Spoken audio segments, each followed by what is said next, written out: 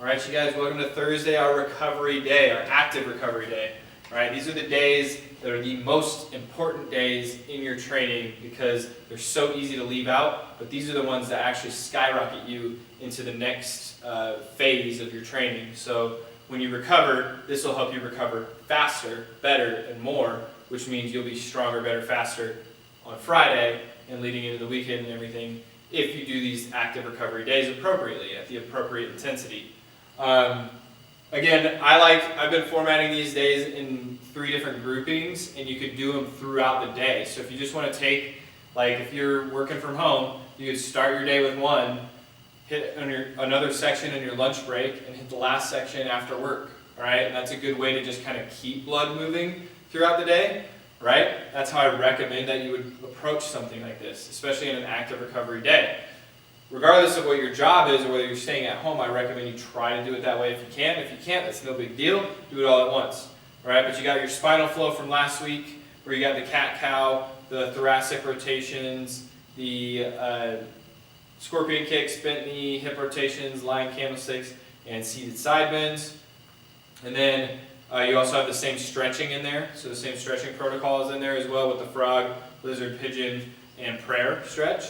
And then lastly, you guys have the performance care. So performance care this week is going to be 4 rounds of 16 alternating dead bugs, 8 inchworms, 16 alternating side planks, and 20-second tabletop.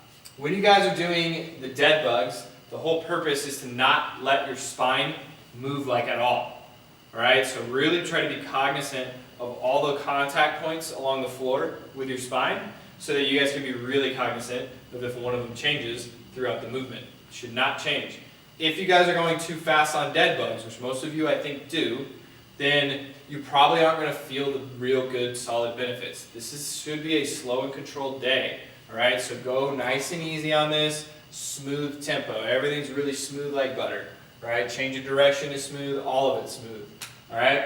Then you go into the inchworms. The inchworm is a posterior chain dominant movement where you guys will hinge all the way down as far as you can, keeping your legs straight the whole time.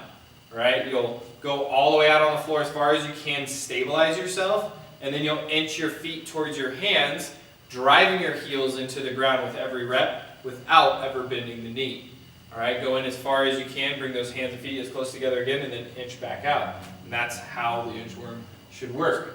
Then you go into the alternating side planks. When you do alternating side planks, you want to try to make sure that those hips, that belly button, all that stuff is staying in a line, and it's facing the right direction as you come into that top position of it.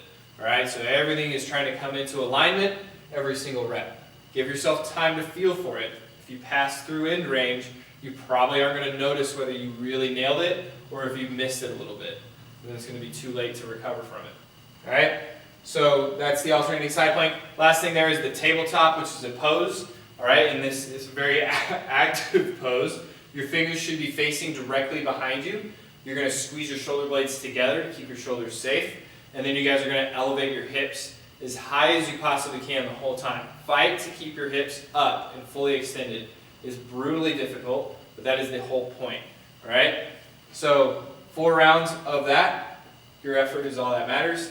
Remember, the intensity should be pretty low. We're talking like a 5 to 6 on the intensity, so that you feel really like you're in, actually probably 4 or 5 on the intensity, so that you feel like you're able to recover and ready to hit it the next day or week. Alright? Great, well-rounded day, so take it very seriously, just like all the other workouts.